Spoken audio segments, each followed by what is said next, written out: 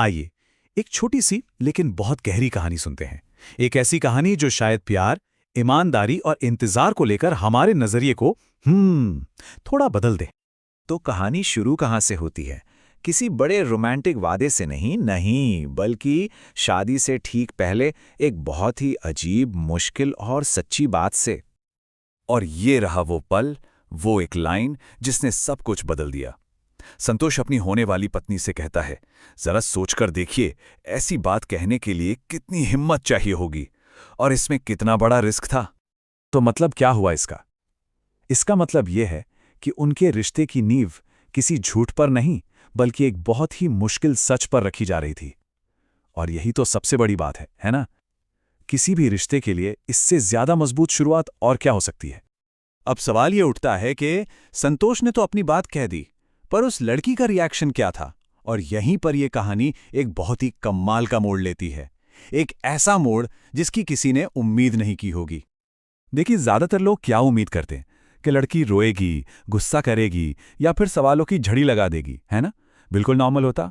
पर उसने क्या किया? कुछ भी नहीं, बस एक शांत, सुकून देने वाली मुस्कान, बस। और उसी एक पल में पता चल गया कि ये लड़की आम नहीं है। और फिर उसने जो कहा वो उसकी मुस्कान से भी ज्यादा ताकतवर था। सोचिए, ये हार मानना नहीं था, ये एक वादा था, एक एक्टिव, पावरफुल वादा, इंतजार करने का, समझने का। इंग्लिश में इसके लिए एक बहुत अच्छा शब्द है, इमोशनल ग्रेस। मतलब मुश्किल से मुश्किल हालात में भी समझदारी और शांति से रिएक्ट करना। प्रॉब्लम का तुरंत हल मांगने के बजाय सामने वाले को स्पेस देना, सांस लेने की जगह देना।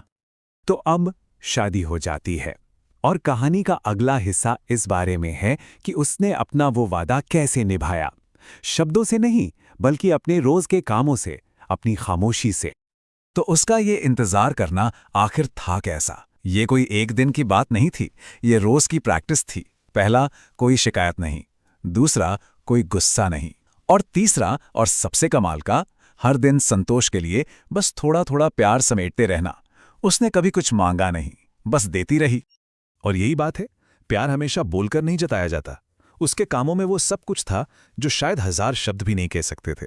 उसने प्यार का ऐलान नहीं किया, उसने प्यार करके दिखाया। चलिए, अब सिक्के का दूसरा पहलू देखते हैं।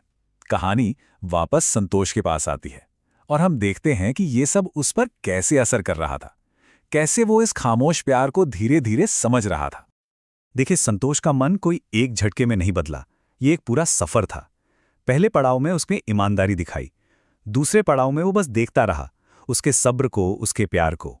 और फिर आया तीसरा पड़ाव, एहसास का। उसे समझ आया कि सच्चा प्यार होता क्या है। और आखिर में वो उस नतीजे पर पहुंचता है जो इस पूरी कहानी का दिल है। वो सोचता है, जो लड़की बिना कुछ कहे, बिना कुछ मांगे इतना कुछ समझ सकती है, वही तो सच्चा प्यार है। यहां प्यार का मतलब मांगना नहीं, समझना बन गया। तो इस पूरी कहानी से हमें क्या मिलता है?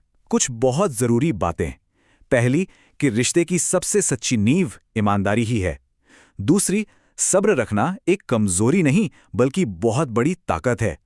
तीसरी, कि असली समझ शब्दों की मोहताज नहीं होती।